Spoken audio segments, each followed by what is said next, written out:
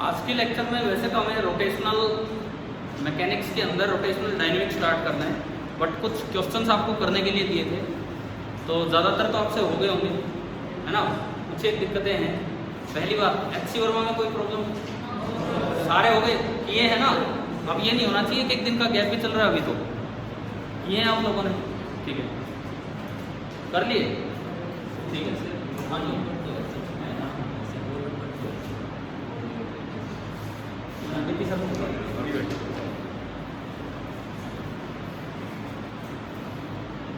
NCERT book की आपने या खरीदी नहीं आपने? है ही नहीं तो है मार्केट में, बिल्कुल है, क्यों नहीं है। हाँ ठीक है, बिल्कुल खरीदिए। जो प्रॉब्लम है वो किस में है? NCERT question number 7.3। A child sits stationary at one end of a long trolley, moving uniformly with a speed v on a smooth horizontal floor. देखो, एक बच्चा है, वो ट्रॉली के ऊपर बैठा है और ट्रॉली आगे जा रही है 20 स्पीड से।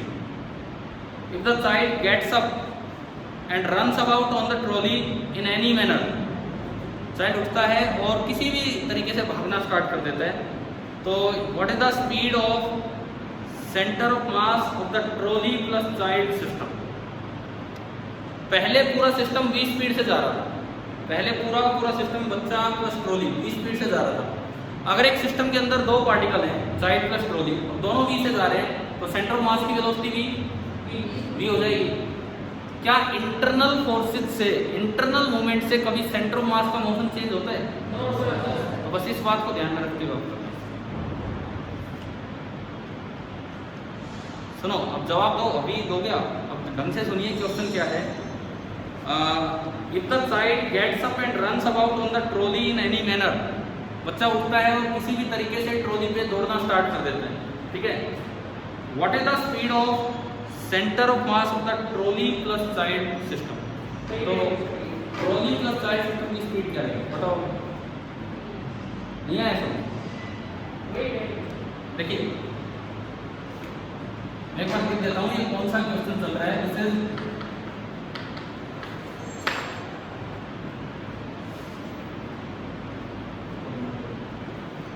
Page number 178, question number 7.3। इसमें हमें दिया गया है कि ये कोई ट्रॉली है, ठीक है, और इसके अंदर कहीं कोई बच्चा बैठा, इस तरह का काम है, और हमें ये बोला गया है कि जो ट्रॉली है ये आगे जा रही है विद द स्पीड v। ये आपको दी गई है इनिशियल सिचुएशन, बोर्ड दिख रहा है उधर से, ठीक है, ये इनिशियल सिचुएशन है। तो अब इसमें पूछा है, अगर ये बच्चा उठ के किसी भी मैनर में दौड़ना स्टार्ट करता है, तो आपको बताना है कि centre of mass of the trolley plus child की स्पीड क्या होगी। एकदम से आंसर कर दो, 2 मिनट सोचिए क्या है क्या नहीं, और उसके बाद आप इसका आंसर दो। ये है कि अगर बच्चा ये नहीं पता है किधर भागा है, कैसे भागा है, ये उठा है और दौड़ना स्टार्ट करता है, तो आपको बताना है कि जो सेंटर ऑफ मास है उसकी वेलोसिटी पे क्या फर्क पड़ेगा, ये आपको बताना है।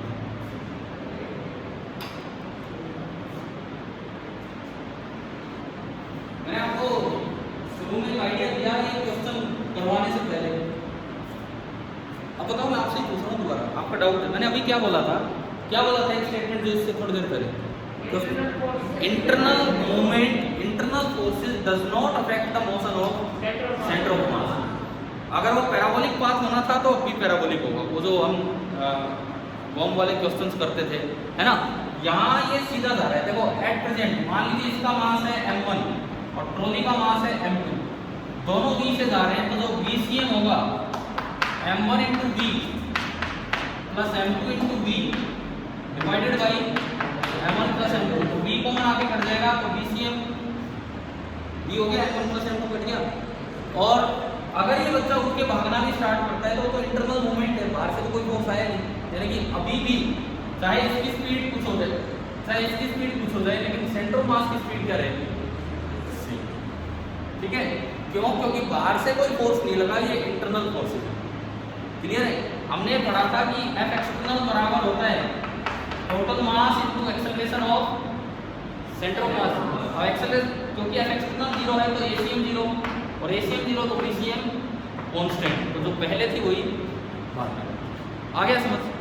चलो हम आगे बढ़ो इसके लिए।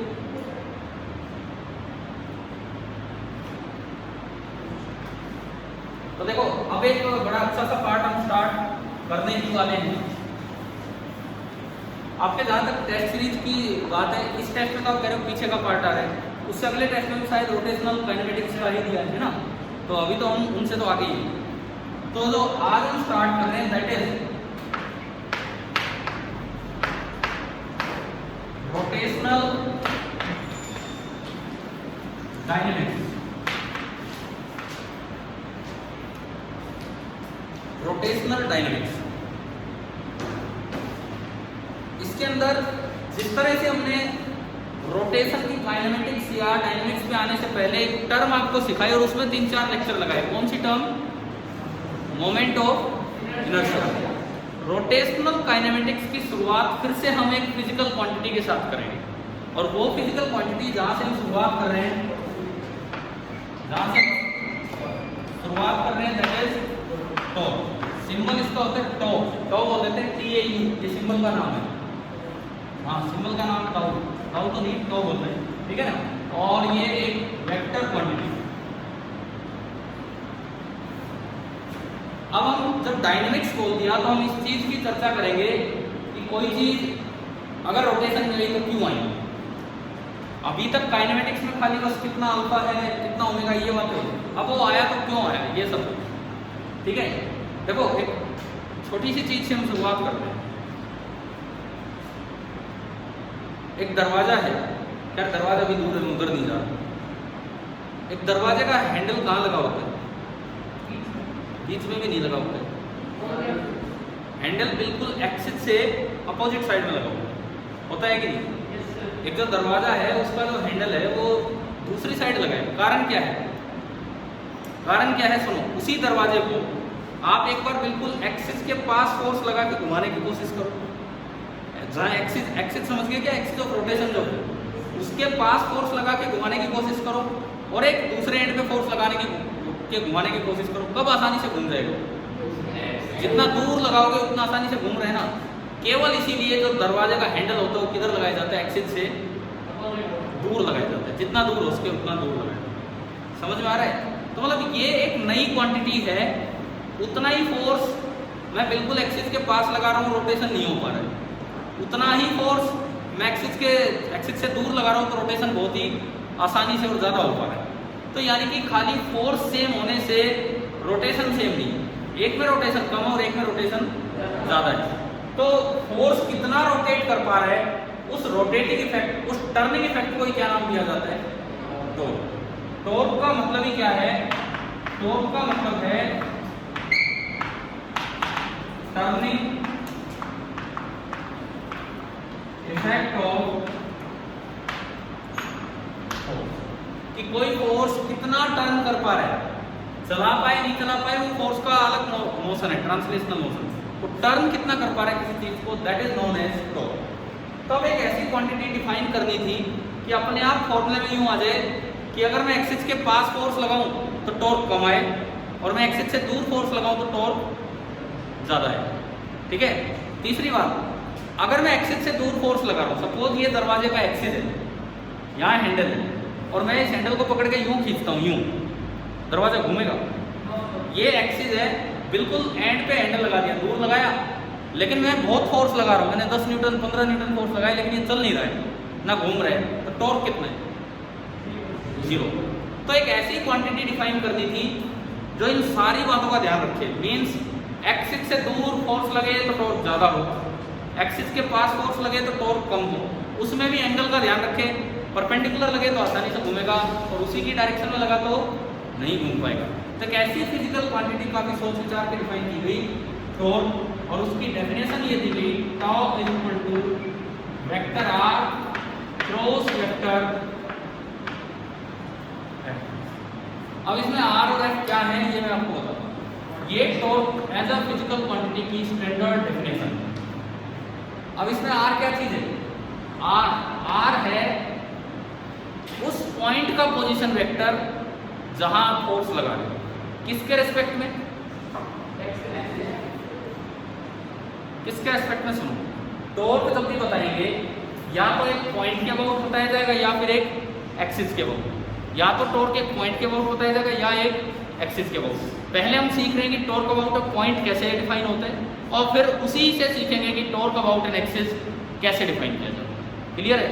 तो सबसे पहले आपने क्या किया, मान लो कोई पॉइंट है O, मैं यहाँ लिख रहा हूँ about O, about point O, ठीक है? तो R तो क्या चीज लेना है, पोजीशन वेक्टर ऑफ, किसका position vector? Point of application of force. समझ गए हो? जिस जगह आप फोर्स लगा रहे हो उसका पोजीशन वेक्टर, किसके रेस्पेक्ट में? O के रेस्पेक्ट में।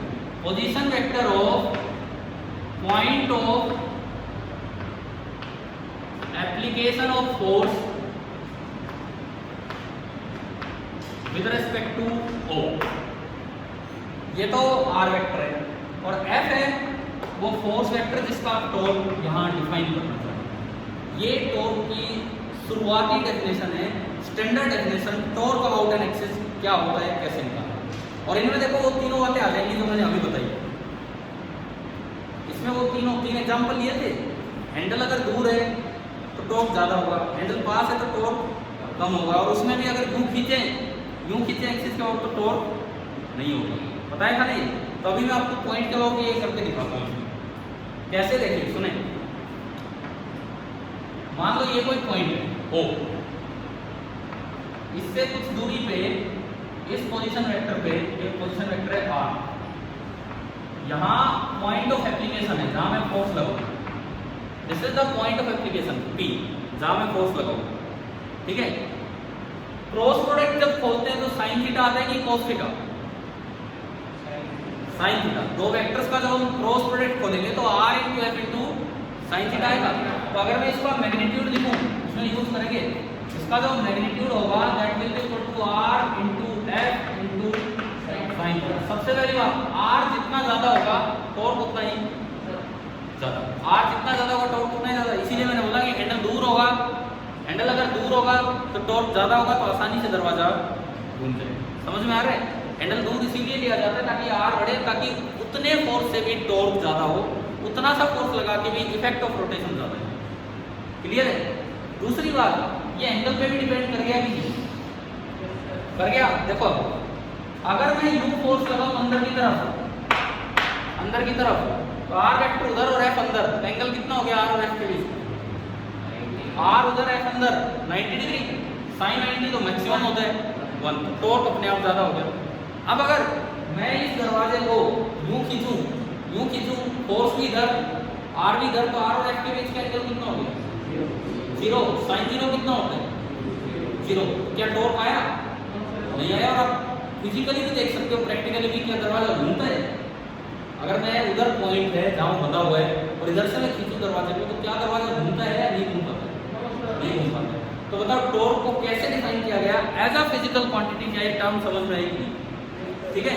ये हमारा है torque about a point. Axis पे चलेंगे, पहले ये चीज सीखेंगे। इसका टॉर्क अबाउट अ पॉइंट आप नोट कर लेना, मैं रुकता भी रहूंगा अगर जरूरत पड़ेगी। ठीक है? लेकिन लिखते चलना साथ साथ।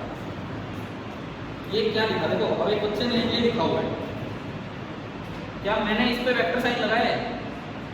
क्या यहाँ लगाया है? क्या यहाँ लगाया? आपने तीनों पे लगा दिया। ये तो मैग्नीट्यूड है, वेक्टर साइन नहीं लगाने। अगर लगाओगे तो फिर मोड लगाना पड़ेगा। समझ में आया?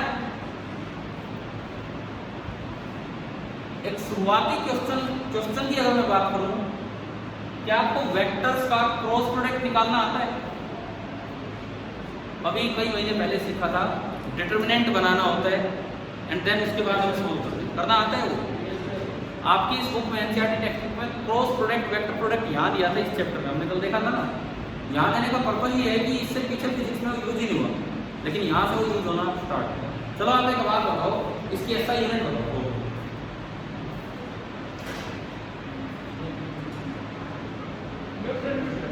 हाँ, Newton metre.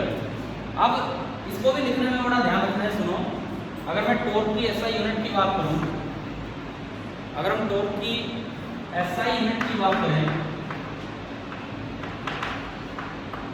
1 metre Newton, gap आएगा कि नहीं आएगा?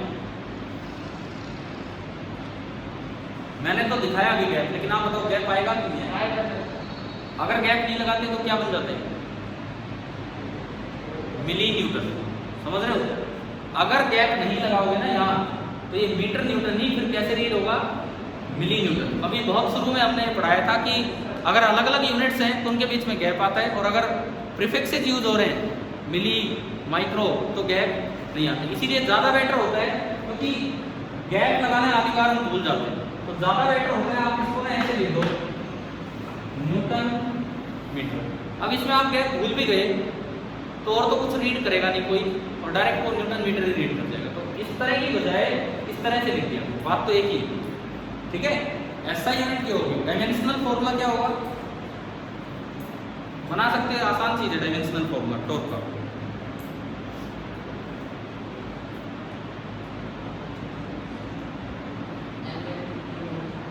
देखो फोर्स का होता है mL/t-2 और लेंथ का r का l, तो क्या बन गया टॉर्क का डायमेंशनल फॉर्मूला? अगर मैं टॉर्क के डायमेंशनल फॉर्मूले की बात करूं तो m1/2t-,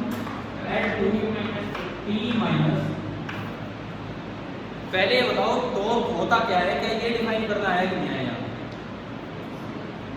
ठीक है, अभी हम टॉर्क कैलकुलेट करेंगे आज की क्लास में, यही काम करना है। बट पहले ये सीखिए कि मतलब ये किस क्वांटिटी की जगह फॉर्मूला में आएगा, फॉर्मूला में कैसे यूज होगा ये, वो चीज हम सीखें इधर। मैंने मोमेंट ऑफ इनर्शिया की क्लास ली थी।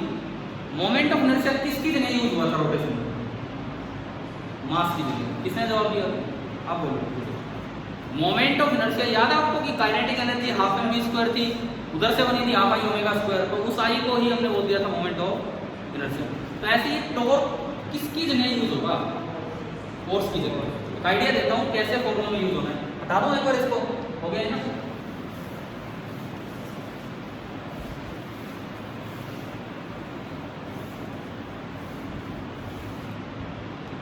देखो अगर मैं ट्रांसलेशन मोशन की बात करूं, एक दिन पहले भी ये काम हुआ था, कंपैरिजन, और इधर रोटेशनल मोशन की बात करूं, जो रोल यहां मास का होता है वो रोल वहां किसका होता है? मोमेंट ऑफ इनर्शिया का। जो रोल यहां वेलोसिटी का है वो वहां ओमेगा। जो रोल यहां फोर्स का होता है तो हाँ, इसकी जगह यहां आ जाएगा क्या? तो जो रोल यहां एक्सेलरेशन का होता है उसकी जगह वहां पे आ जाता है अल्फा। अब बताता हूँ, फॉर्मूले बताता हूँ कैसे बनेंगे। आपने न्यूटन्स लॉ पढ़ा है? F is equal to ma Newton second. ये फॉर्मूला वहां बताओ क्या? फंडामेंटल लॉ ऑफ ट्रांसलेशन आ गया। फंडामेंटल लॉ ऑफ ट्रांसलेशन की जगह रोटेशन आ गया आपके पास। F की जगह टॉर्क, केवल कंपैरिजन से आप बेसिक लॉ पे आ गए। M की जगह I और A की जगह अल्फा। यानी कि एक और फॉर्मूला हमारे पास अभी लिखने की जरूरत नहीं है, लिख भी सकते हो क्योंकि हम कंपैरिजन बता रहे हैं कि कौन किसका एनालॉग है। तो जैसा फॉर्मूला यहाँ था वैसा मान लिया। ऐसे देखो एक और फॉर्मूला बताओ, पावर का फॉर्मूला आपने पढ़ा है? वर्क एनर्जी पावर में बताओ, ये फॉर्मूला पढ़ा है हमने? F डॉट V है ना? तो उधर रोटेशन में पावर कैसे लिखी जाएगी बताओ? F की जगह क्या? टॉर्क। F की जगह आपका आ गया टॉर्क, टॉर्क, और V की जगह क्या आएगा? ओमेगा। तो मतलब सारे फॉर्मूले इसी तरह से तब्दील हो जाएंगे, बन जाएंगे। तो ये कंपैरिजन हो गया, याद रखना चाहिए। अगर आप नोट कर रहे हो तो एक दो फॉर्मूलों के एग्जांपल भी लिख सकते हो, इधर इनके फॉर्मूले उधर उनके फॉर्मूले, ये इसी तरह से बनते थे।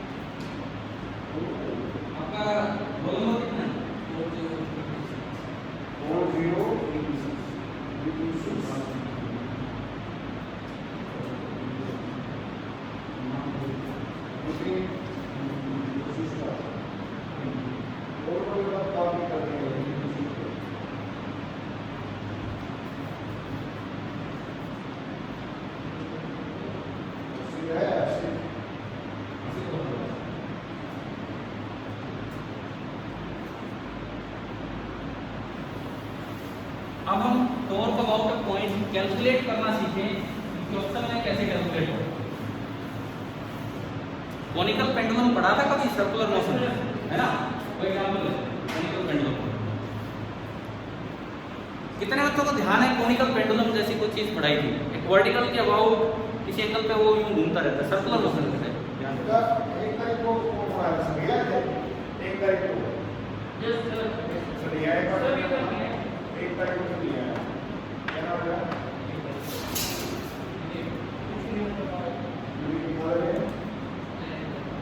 आप नहीं आए तो बाकी सरिया है, तो कौन नहीं है? तो कौन नहीं आया? एक को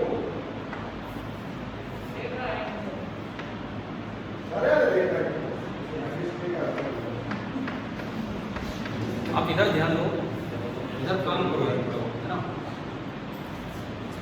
क्योंकि ये लेक्चर रिकॉर्ड भी हो रहा है, इसीलिए ज़्यादा ध्यान इधर दे तो ये एक कोनिकल पेंडुलम है, समझ आ गया कैसा है क्या है? ठीक है, आप इसको इधर भी बना सकते हो तो कोई फर्क ही नहीं है, घूमता रहेगा ये इस तरीके से। थीटा एंगल पे ये घूमता रहा।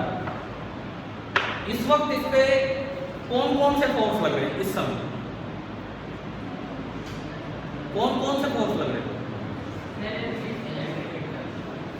अरे सेंट्रीपिटल, फिर एक वर्टिकल, ये थोड़ी होता है फोर्स, ये तो डायरेक्शन होगी, ये जस्ट डायरेक्शन है। मैंने एक बार पहले भी बोला था centripetal is not a type of force.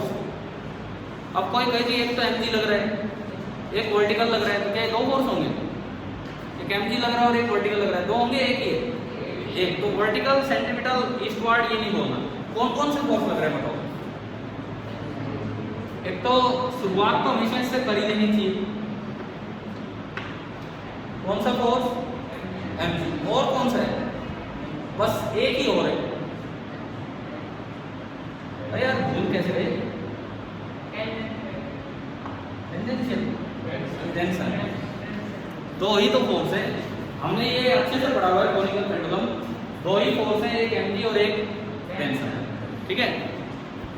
Suppose ये पॉइंट ऑफ सस्पेंशन है P, सस्पेंशन मतलब जहां से इसको सस्पेंड किया गया, और ये जो सेंटर है इसको मैंने नाम दिया C। ये मैंने दो पॉइंट याद किए, दो फोर्स हैं, दो पॉइंट। मैं आपसे चार चीजें पूछ रहा हूँ यहाँ पे। पहली चीज इधर लिखता हूँ, जो भी हमें बताना है। पहली चीज torque of mg about P। Second torque of tension about P। Third torque of mg about C। And fourth torque of tension about C।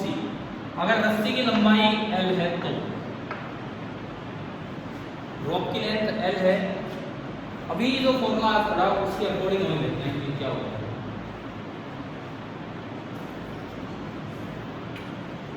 R cos H लगा,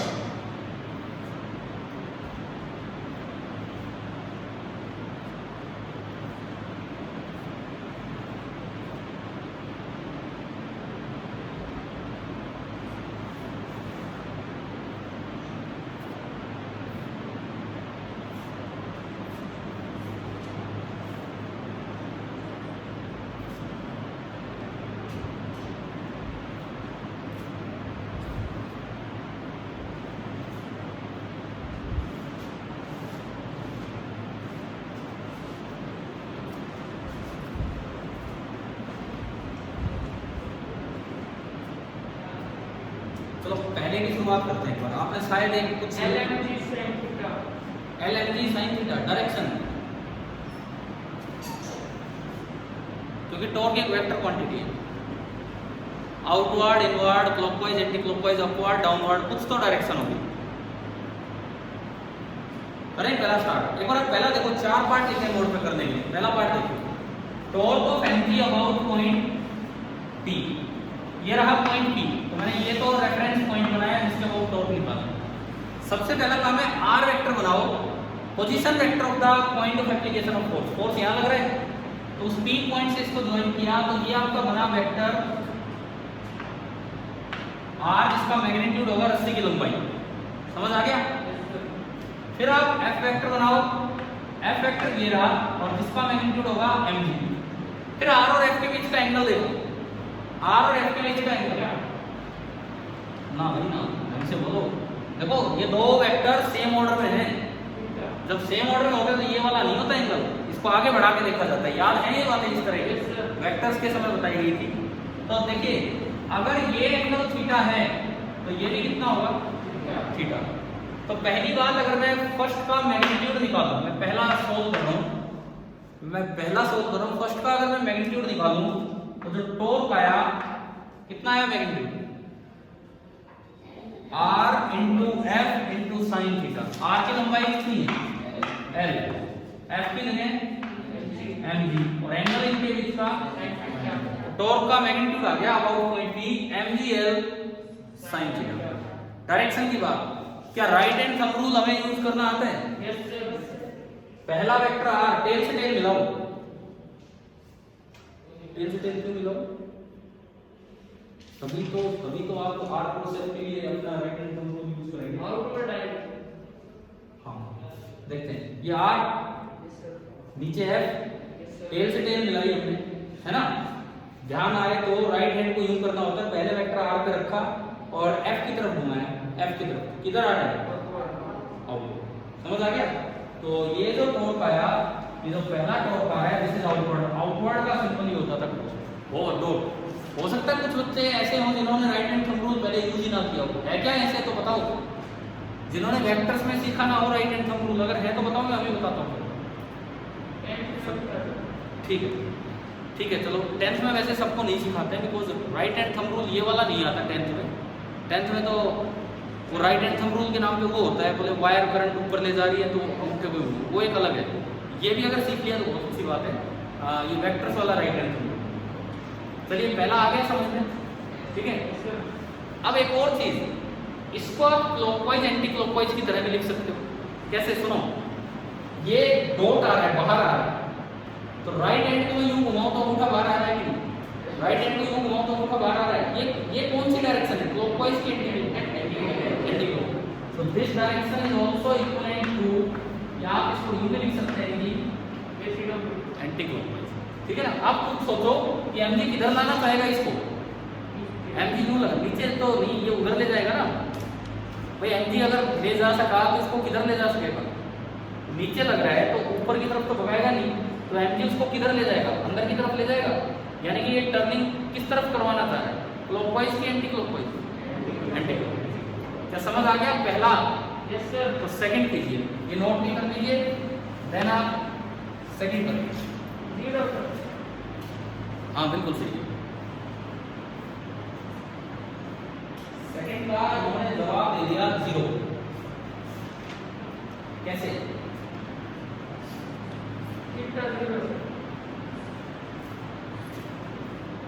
आर वेक्टर इधर, सेकंड अगर मैं समझाऊं, ये एफ नीचे ना लग के टेंशन किधर है? थीटा 0 नहीं है, theta 180 degree.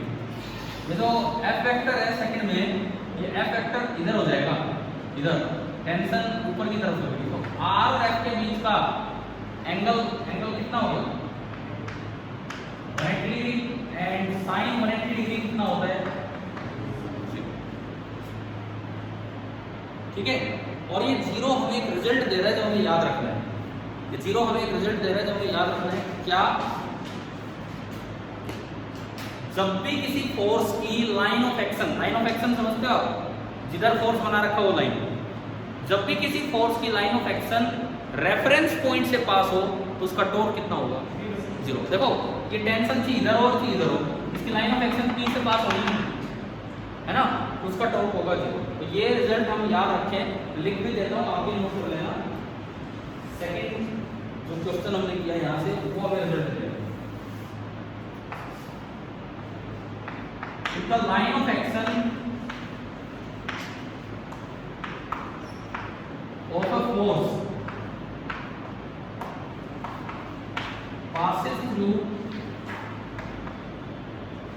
if a line of action of a force passes through the reference point passes through the reference point, तो जो टॉर्क होगा उस फोर्स का उस पॉइंट के अबाउट तो आप डायरेक्ट लिख सकते हैं कि कितना होगा, 0। वो घुमाने वाला कोई काम नहीं करेगा।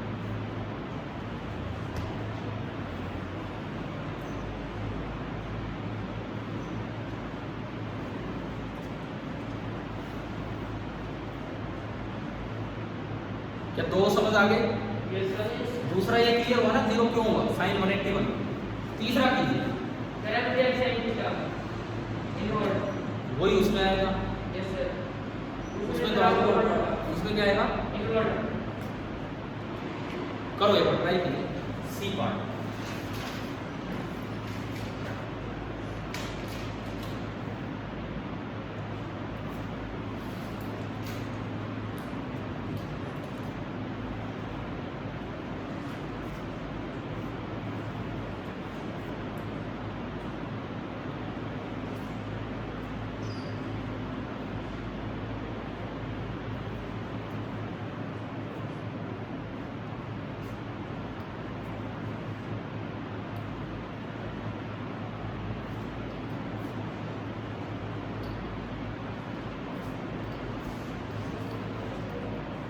हो गया। देखो तीसरा देखो आप, सी पार्ट, इसमें सी पार्ट यहाँ है, सी पॉइंट, तो ये जो भी बॉल घूम रही है उसका पोजीशन वेक्टर, जहाँ फोर्स लग रहा है रेफरेंस पॉइंट से उसको ज्वाइन करना है, ये बनेगा वेक्टर आर। इस बार वेक्टर आर की लंबाई कितनी, ये एल, तो थीटा वाली साइड एल कोस थीटा और सामने वाला, समझ गए हो? तो ये जो मोड आर आएगा that will B L sine theta, और जो एमटी लग रहा है वो तो नीचे लग रहा है। एंगल कितना हो गया इनके बीच का, 90 डिग्री, ठीक है। तो टॉर्क तो मैग्नीट्यूड तो सीधा ही आ गया, आर जो कि है L sine theta into M G into sine 90 degree, sine 91, तो ये आया M G L into sine theta. Direction अभी तो आप इन्वर्ट मोटर गलत था वो, देखो आर आगे एफ नीचे, आर क्रॉस एफ करना है, आर आगे एफ नीचे, तो आर पे राइट हैंड रख के एफ की तरफ घुमाओगे तो अंगूठा किधर आ रहा है, आउटवर्ड। आउटवर्ड का मतलब क्लॉकवाइज की anti clockwise, anti clockwise. Clear हुआ? तो डायरेक्शन इसकी भी हो जाएगी आउटवर्ड या फिर एंटी क्लॉकवाइज। हो गया तीसरा पार्ट।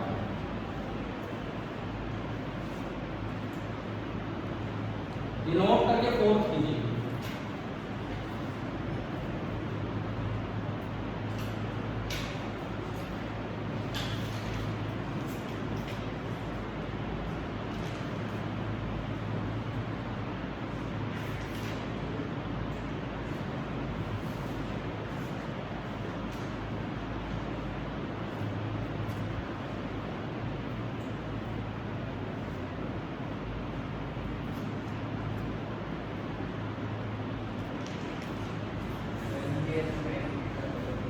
टी की टर्म्स में टेंशन का टॉर्क पूछा तो टी की टर्म्स में हो जाएगा। चौथे में पूछा है टेंशन का टॉर्क अबाउट पॉइंट सी।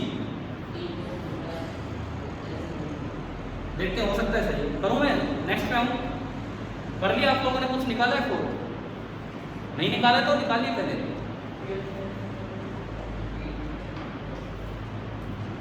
ये हटा दो, ये नोट हो गया।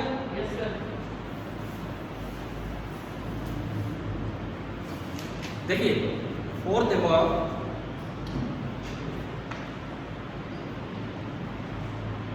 ये पॉइंट है, टेंशन लग रही है इधर और सी पॉइंट यहां है, तो ये बनेगा वेक्टर आर। वेक्टर आर की लंबाई तो वही है जो पिछली बार की। वेक्टर आर की लंबाई तो अभी भी कितनी रहेगी, एल साइन थीटा। टी और आर के बीच का एंगल ये सेम ऑर्डर में है तो एंगल ये वाला लिया जाएगा। समझ गए हो? समझ में आ रही है बात? दो वेक्टर्स के बीच का एंगल ये होगा। अच्छा ये एंगल जो है वो थीटा है, तो ये 90 कितना होगा, 90 माइनस थीटा, तो आप 180 में से घटा दो तो ये आ जाएगा कितना है, 90 प्लस थीटा।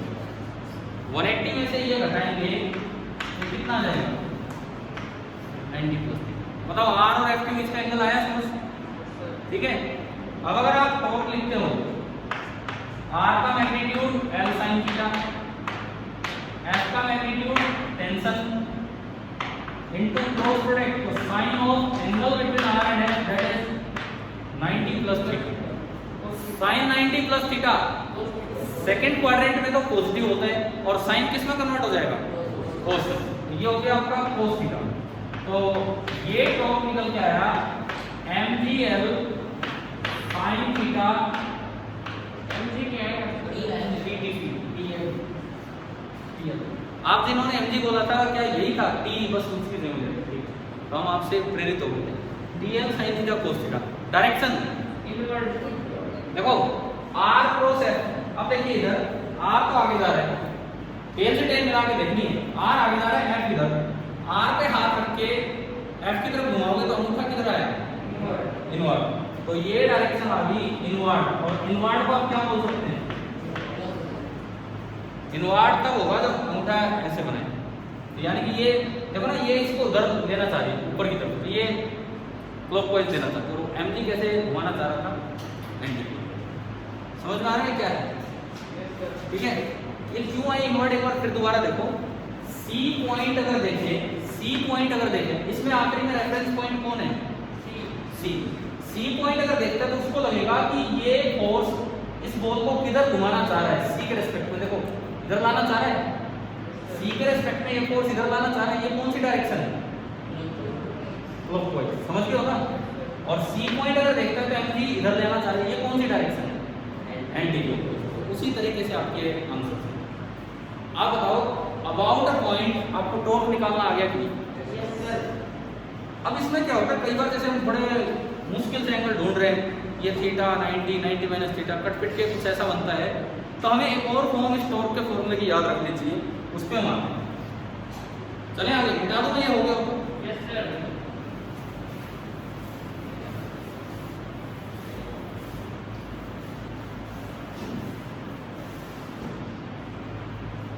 देखो आपका जैसे मान लो ये point of application of force है ठीक है और ये है रेफरेंस पॉइंट ओ जिसके बाद मुझे किसी का टॉर्क लिखना है। तो ये तो बना वेक्टर आर क्लियर और सपोज ये मैंने बनाया वेक्टर ये मैंने बना दिया वेक्टर है। अब मुझे टॉर्क का मैग्नीट्यूड पता है r into F into where theta is the angle between r and f। अच्छा इससे कोई फर्क नहीं पड़ रहा आप f को ऊपर भी ले सकते हो और नीचे भी इससे कोई फर्क नहीं पड़ रहा आप कहीं बनाओ उस चीज को। एक जो इंपॉर्टेंट पॉइंट है जिस पे आपका ध्यान जाना चाहिए वो मैं भी सिखा रहा हूँ। आप f की लाइन ऑफ एक्शन बना लो ये है line of action of force. ये जो लाइन बनी this is the line of action of F. F की लाइन ऑफ एक्शन ये आर और एफ के बीच का एंगल कितना माना आपने थीटा। तो इस डायग्राम में बताओ थीटा कहाँ है। सेम ऑर्डर में वेक्टर्स की अपोजिट ऑर्डर सर इसको आगे प्रोड्यूस करेंगे आप आर को आगे प्रोड्यूस करेंगे और ये जो एंगल होगा ये क्या होगा आपका थीटा। एक बार मैं अगर यहाँ से एक परपेंडिकुलर डाल दूँ उसकी लाइन ऑफ एक्शन पे अगर मैं परपेंडिकुलर डाल दूं इसकी लाइन ऑफ एक्शन पे तो ये एंगल थीटा है तो ये भी कितना होगा थीटा। आर का थीटा वाली साइड कंपोनेंट तो होगा आर कोस थीटा और सामने वाला आर साइन थीटा। क्लियर है। और इस दूरी को अक्सर हम बोल देते हैं आर परपेंडिकुलर। आर परपेंडिकुलर का मतलब होता है रेफरेंस पॉइंट से आपने लाइन ऑफ एक्शन के ऊपर क्या डाल दिया परपेंडिकुलर।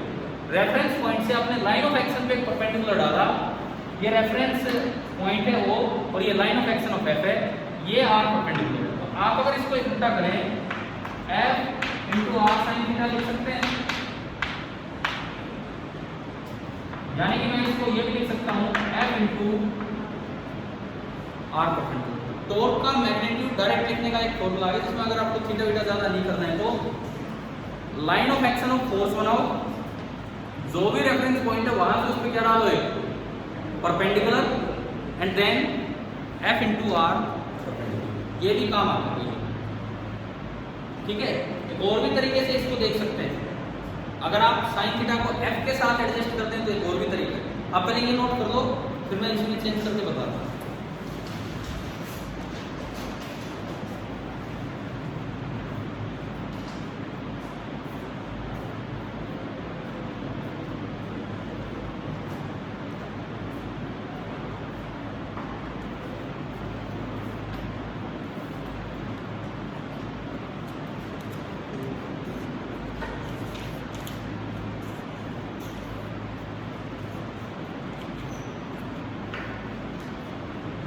कर दिया नहीं नोट। दूसरा देखो, एक तो आपने ये देखा, हटा दो अगर हो गया तो। आर परपेंडिकुलर मैंने हटाया है यहाँ से। आप एक और भी चीज कर सकते हैं, एफ के टुकड़े कर दो। एफ के टुकड़े देखिए, थीटा वाली साइड एफ का क्या कंपोनेंट आएगा? थीटा वाली साइड आएगा F cos theta, and perpendicular direction में क्या आएगा? इधर ये क्या आएगा? एफ। इसको हम एफ परपेंडिकुलर बोल देते हैं। एफ परपेंडिकुलर मतलब जो आर वेक्टर बना उसके परपेंडिकुलर डायरेक्शन में फोर्स का क्या कंपोनेंट। तो अगर इसी को मैं यूं लिखूं, F sine theta into are,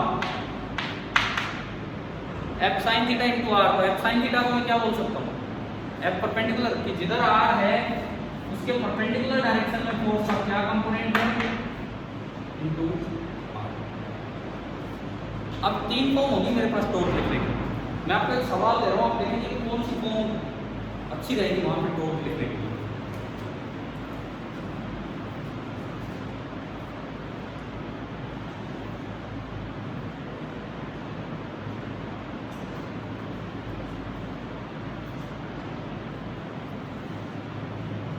एक ही डायग्राम में तो नहीं करते ना ये सारा काम, तो कंफ्यूज हो जाओ, समझ नहीं आएगा।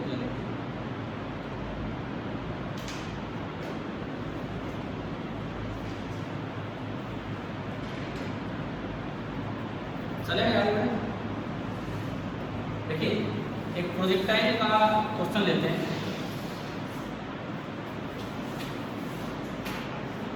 मान लो कुछ ऐसा है कि ये हॉरिजॉन्टल ग्राउंड और ये वर्टिकल एक्सिस, इस तरह से बोला गया। एक पार्टिकल जिसका मास है m, u स्पीड के साथ थीटा एंगल पे उसे प्रोजेक्ट किया है। तो हम जानते हैं पाथ कैसा होता है इसका, पैराबोला। और इसने अपना पैराबोला कंप्लीट किया। पॉइंट ऑफ प्रोजेक्शन ओरिजिन है, ये एक्स एक्सिस, ये वाई एक्सिस, ठीक है, ये हॉरिजॉन्टल, ये वर्टिकल। जब पार्टिकल अपने हाईएस्ट पॉइंट पे था तो इधर जा रहा था। जब पार्टिकल अपने हाईएस्ट पॉइंट पे था तो आप जानते होंगे कितनी स्पीड से जाता है, याद है ये चीजें। वर्टिकल स्पीड खत्म हो जाती है, हॉरिजॉन्टल से चलता रहता है। तो आपको ये बताना है, क्वेश्चन ये है, find the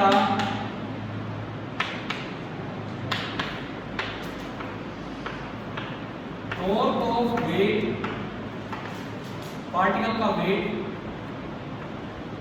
about point of origin के अबाउट, कब? when the particle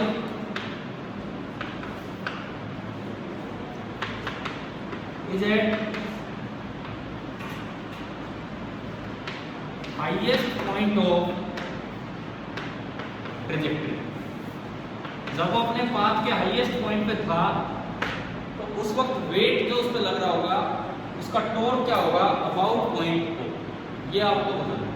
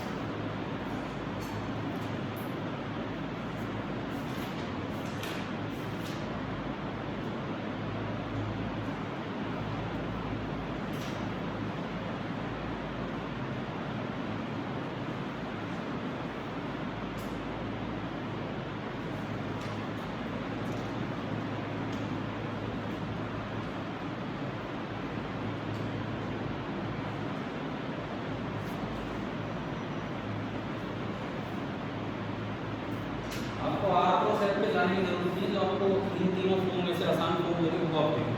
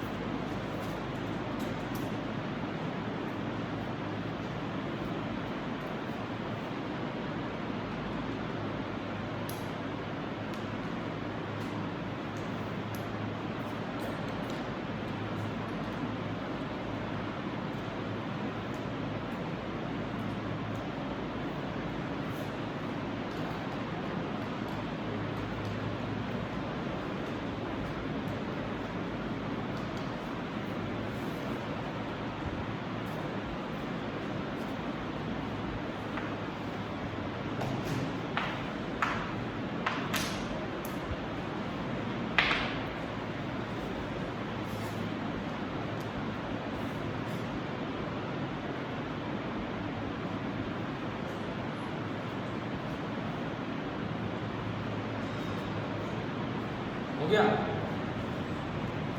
देखो जब पार्टिकल अपने हाईएस्ट पॉइंट पे था, कहे तो फोर्स बना दो, वेट किधर लग रहा होगा, डाउन, ये लो F, और इसका मैग्नीट्यूड कितना होगा M, this is the line of action of force. ये रेफरेंस पॉइंट है, जहां से आपने उस point of application of force को ज्वाइन किया, ये वेक्टर आपका है ना। तो मुझे एंगल पता, क्योंकि थीटा ये एंगल थोड़ी है, थीटा तो कोई और ही एंगल है भाई, थीटा तो ये एंगल है, प्रोजेक्शन का एंगल, समझ गए हो ना। थीटा तो ये एंगल है, कोई अगर मेरे पास ये एंगल होता तो मैं वो भी बता देता, अगर मुझे ये एंगल पता होता तो मैं बता देता, लेकिन वो तो नहीं है मेरे पास। इसे बोलते हैं एंगल ऑफ एलिवेशन, वो है एंगल ऑफ प्रोजेक्शन। हालांकि मैंने कभी फॉर्मूले बताए हैं इनमें प्रोजेक्टाइल के समय, tan alpha is half of tan theta, इस तरह का। छोड़ो, उस चीज पे नहीं जा रहे, उतना भी नहीं याद हमें। तो क्या आपको फोर्स की लाइन ऑफ एक्शन दिख रही है? तो आप क्या कीजिए, ओरिजिन से मीन जो रेफरेंस पॉइंट है वहां से क्या डाल दीजिए इस पे, और ये दूरी हो जाएगी मेरी r परपेंडिकुलर। अब अपना प्रोजेक्टाइल वाला कुछ विचार यहाँ लाए, बताइए r परपेंडिकुलर क्या है, उस पूरे पाथ को देखते हो कितना है यार रेंज का, समझ गए हो? क्योंकि नहीं तो उससे कोई कोशिश करेगा कि मैं तो r से निकालूं भाई, ना तो मुझे r पता, r भी नहीं पता ना ये एंगल पता, तो मैं कैसे लाऊं? बट मुझे ये पता है कि जो रेंज है वो ये पूरी रेंज है, और ये उस रेंज का हाफ है। तो अब आ गया तो इक्वल टू क्या formula, F into R perpendicular. आपने सीधा लगाया F into R perpendicular, F आपका है mg और आर परपेंडिकुलर है रेंज का हाफ। अब रेंज का क्या फॉर्मूला होता है, u square by g into sine 2 theta. तो ये आया mg by 2 u square by g into sine 2 theta. g से g गया और जो टॉप आया टॉप में मिल गया m u square by 2 into sine of. बताओ समझ आ गया? कैसे कोई भी कॉन्सेप्ट पीछे के यहाँ यूज हो सकते हैं, ये प्रोजेक्टाइल वाला काम यूज हो गया सारा। समझ आ गया होगा ना सभी को? ठीक है। इसके बाद डायरेक्शन, क्योंकि टॉप तो वेक्टर क्वांटिटी, डायरेक्शन आप r क्रॉस f से देखा करो, ये r बना रखा, ये f बना रखा, ये r बना रखा, ये f बना रखा। r उधर है, f इधर है, क्या करना आपको? तो अपना हाथ तो सही रखो यार, कौन से हाथ से निकाल रहे हो डायरेक्शन बताओ, समझ रहे हो क्या? ये हाथ मैंने r आगे f नीचे, तो r क्रॉस f हिम्मत घुमाना ना, कोई सोचेगा r से f ही तो गया हूं, और ये तो बड़ा एंगल है, आपको छोटे एंगल से लेना है, ठीक है? तो r क्रॉस f किधर आया, इनवर्ड मतलब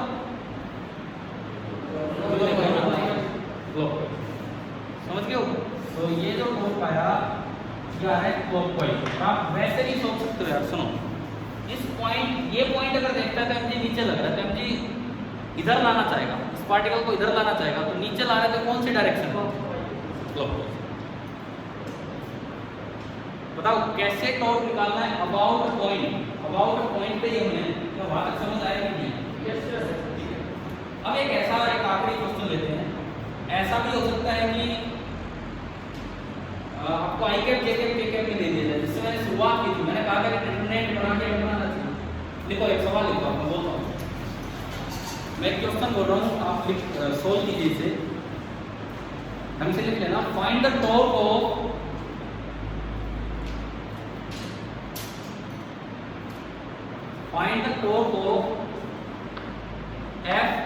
एफ वेक्टर बराबर J cap plus 3 K cap Newton,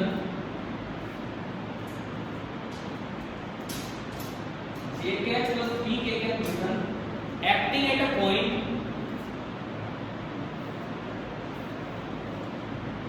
eight a point whose position vector is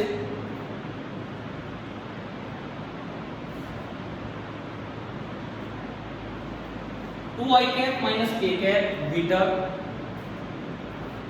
2 i cap minus K cap metre, comma last में लिख दो अबाउट द ओरिजिन। ओरिजिन के about ही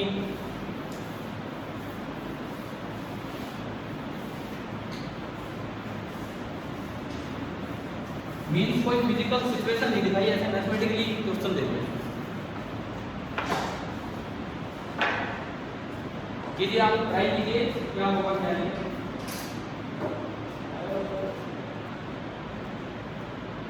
एक बार ये बता देना मुझे, क्या बोले एफ कितना दिया, जे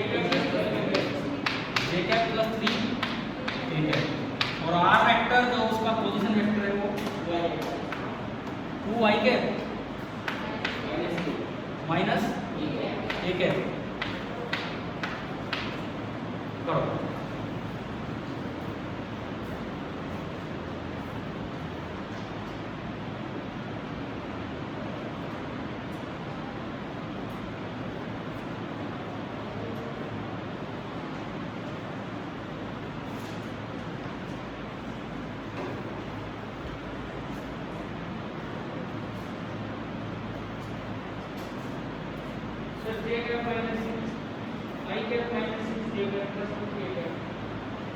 मैं इनका अक्सर बोर्ड पे लिखता हूँ, ये जो बताया है वो आई कैप माइनस 6 जे कैप प्लस 2 जे कैप और यूनिट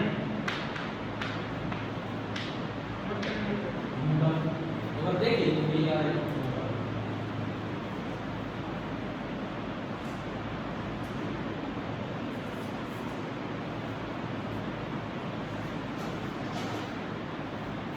और ऐसा भी हो सकता है कि क्वेश्चन में ये फॉर्मूला देके खाली मैग्नीट्यूड दे रखे हो 4 ऑप्शंस में।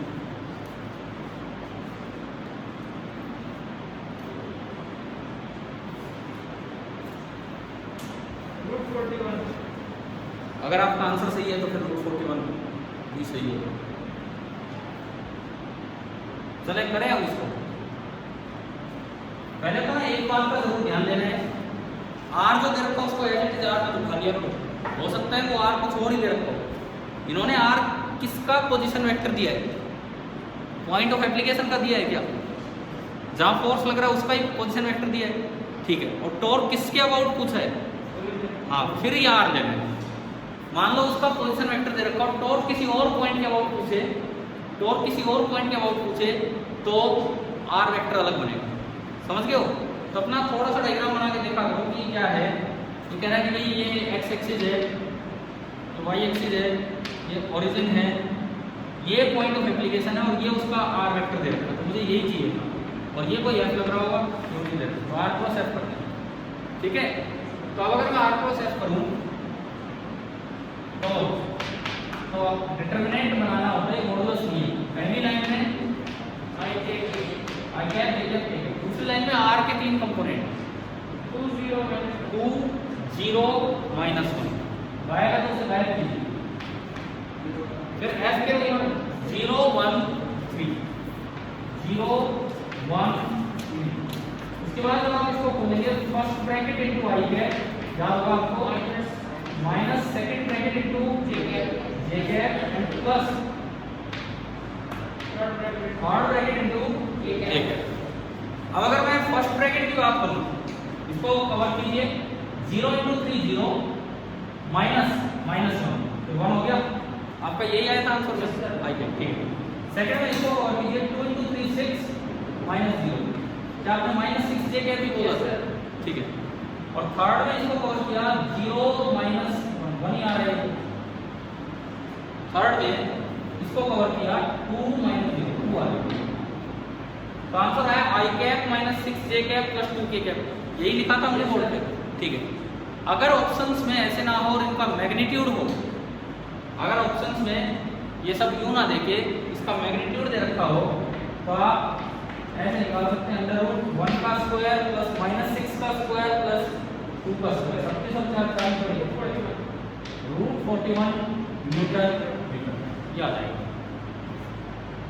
√41 के इस क्वेश्चन में टॉर्क आया, अगर मैग्नीट्यूड चाहिए तो ये आ गया। तब ये बताओ, आज की क्लास में मेनली हमने टॉर्क को इंट्रोड्यूस किया। टॉर्क फोर्स का रोटेशनल एनालॉग है, खाली फोर्स लगाने से पार नहीं पड़ेगी, थोड़ा दिमाग भी चाहिए घुमाने के लिए। दरवाजा है, किसी ने दिखा दिया भाई ये हैंडल है, बता गया कोई आपको भाई इस पे फोर्स लगाएगा दरवाजा घूमेगा, आप लटक रहे हैं दरवाजे के हैंडल के, क्या घूम जाएगा वो? नहीं घूमेगा। तो आप उसको थोड़ा सा साइड में फोर्स लगाओगे किसी एंगल पे, तभी तो घूमेगा। देखो ऐसा नहीं है कि उसको फिजिक्स आती थी इसलिए उसने फोर्स परपेंडिकुलर लगाया, ऐसा नहीं है। क्या छोटे बच्चे को पता होता है कि फिजिक्स में टॉर्क आगे आएगा? आप बचपन से लगाते आए हो, टॉर्क आज पढ़ रहे हो, फोर्स परपेंडिकुलर ही लगाते हो ना दरवाजे में। लेकिन फिजिक्स बाद में बनी है, जो हम एक्टिविटीज करते हैं उनसे फिजिक्स बनी है कि भाई ऐसा कर रहे हैं तो क्यों कर रहे हैं, समझ गए हो? हाँ ऐसा होता होगा, पहले दरवाजे का हैंडल बिल्कुल एंड में नहीं लगाते होंगे, बीच में लगा देते होंगे, थोड़ा बहुत और ज्ञान आया तो इसको बिल्कुल ही साइड में ले, इस तरह का चीज़ है। तो क्या torque about a point, torque about a point clearly निकालना आ गया कि नहीं आपको? ठीक है, हमने सीधी रोटेशनल डायनेमिक्स की आज शुरुआत की है कि कोई चीज़ घूमती है, डायनेमिक्स मतलब कारण, कोई चीज़ घूमेगी तो क्यों घूमेगी, तो उसका कारण आज नजर आ रहा है। घुमाने के लिए क्या जरूरी है वहाँ पे? टॉर्क। क्या ऐसा हो सकता है कि फोर्स 0 हो और फिर भी कोई चीज़ घूम रही, मतलब क्या ऐसा हो सकता है फोर्स 0 है लेकिन टॉर्क नॉन 0? सवाल मैंने आपसे पूछा कि क्या ऐसा पॉसिबल है कि किसी ऑब्जेक्ट पे फोर्स 0 है और टॉर्क नॉन 0 है? नो। दोबारा सुनो, ध्यान से सुनो, थोड़ा सोचा करो, कोई केस हो, क्या पता क्या ऐसा पॉसिबल है कि किसी दरवाजे पे फोर्स नॉन 0 ना, फोर्स 0 हो और टॉर्क नॉन 0? देखो एक दरवाजा है, अब मॉल वगैरह में गए हो कभी कभार, तो ऐसे भी दरवाजे होते हैं कई जगह शोरूम्स में जिनमें बीच में एक्सिस होते हैं ना, कई जगह बीच में एक्सिस है, इधर से भी घुमाया जा सकता है और इधर से भी घुमाया जा सकता है। ये दरवाजा है, अंदर से आने वाला इधर फोर्स लगा रहा है, बाहर से जाने वाला उधर फोर्स लगा रहा है, उसने भी 5 न्यूटन फोर्स लगाया, इसने भी 5, उसने बाहर की तरफ लगाया, इसने अंदर, तो नेट फोर्स कितना होगा? 0। तो क्या दरवाजा रुका रहता है? बोले तू भी हट, मैं बैठू नहीं, या घूम जाता है आराम से? क्यों? क्योंकि वो उस साइड लगा रहे हैं, आप इस साइड लगा रहे हैं। अगर एक ही साइड लगाते रहोगे, घूमेगा वो 5-5 लगा के बैठे वहाँ, घूमेगा दरवाजा? नहीं घूमेगा। तो मैंने अभी जो सवाल पूछा उसका जवाब दो, क्या ऐसा पॉसिबल है कि एक ऑब्जेक्ट पे फोर्स 0 हो और बावजूद इसके वो घूमना स्टार्ट कर दे, टॉर्क नॉन 0? ठीक है, इस चीज़ को बोलते हैं फोर्स कपल। चलो कपल से मुझे याद है एक टर्म मैं आपको यहाँ बता ही देता हूँ। किसी भी क्वेश्चन में फोर्स का टॉर्क पूछे या मोमेंट पूछे या कपल पूछे, यही होते हैं। मैं नहीं कह रहा कि 2 फोर्स लग रहे हैं, मैं नहीं कह रहा नेट फोर्स 0 है, एक क्वेश्चन आ गया, यही क्वेश्चन आ गया, ये दे दिया, याद दे दिया, find the couple of force है, कपल ऑफ फोर्स है मतलब आपको क्या निकाल देना है? Torque. Find the moment, moment torque या मोमेंट या कपल, ये सब पर्यायवाची सिनोनिम्स हैं, आप यूज कर सकते हो। अब जो मैं बता रहा हूँ फोर्स कपल, वो फोर्स कपल क्या है, ये कपल अलग वर्ड है, वो फोर्स कपल क्या है वो हम अगली क्लास में सीखेंगे। प्लस आज सीखा है एक्सिस के अबाउट टॉर्क निकालना, नहीं केवल किसके अबाउट? पॉइंट के अबाउट। जबकि अक्सर दरवाजा घूमता है तो किसके अबाउट घूमता है? एक्सिस। तो एक्सिस के अबाउट कैसे निकालेंगे वो अगली क्लास में। काम सुनो, होमवर्क HCD में एक्सरसाइज में आप कहाँ तक कर चुके? 8 तक। इसके बाद मोमेंट ऑफ इनर्शिया क्या पहले दिए थे कभी? अच्छा नहीं दिए हो तब भी ठीक है, नहीं किए हो तब भी ठीक है। सुनो, अब आपका काम ये है कि HC वर्मा में एक ये बिल बना हुआ है और 20th क्वेश्चन में एक फोटो बनी हुई है, क्वेश्चन नंबर 20। तो आप ऐसा करेंगे, यहाँ तक टॉर्क कैलकुलेशन है और मोमेंट ऑफ इनर्शिया है, तो HC वर्मा का ये जो चैप्टर हमारा चल रहा है, एक्सरसाइज के 1 से लेके 20 तक आप क्वेश्चंस अगली क्लास में करके लाएंगे। रोटेशनल मैकेनिक्स चैप्टर नंबर 10, ठीक है। सोल्ड एग्जाम्पल कहाँ तक दिए थे? 3 दिए थे। तीसरा से टॉर्क और पूछ लिया उसमें, कोई बात नहीं। आज मैंने बता दिया tau is equal to I equal पर, आ लिया ना ये रिलेशन एक बार। तो आप अब थर्ड भी कर सकते हो, फोर्थ भी कर सकते हो। चलो सोल्ड एग्जाम्पल तो 4 तक ही करो, इससे आगे नहीं करो। सोल्ड एग्जाम्पल 4 तक ही कीजिए और एक्सरसाइज के 1 से 20 बस अगली क्लास के लिए इतना ही काम, ठीक है। NCERT आप पहले खरीदे तब मैं काम दूंगा और नेक्स्ट क्लास तक अपना अरेंज कर दूँ। Thank you.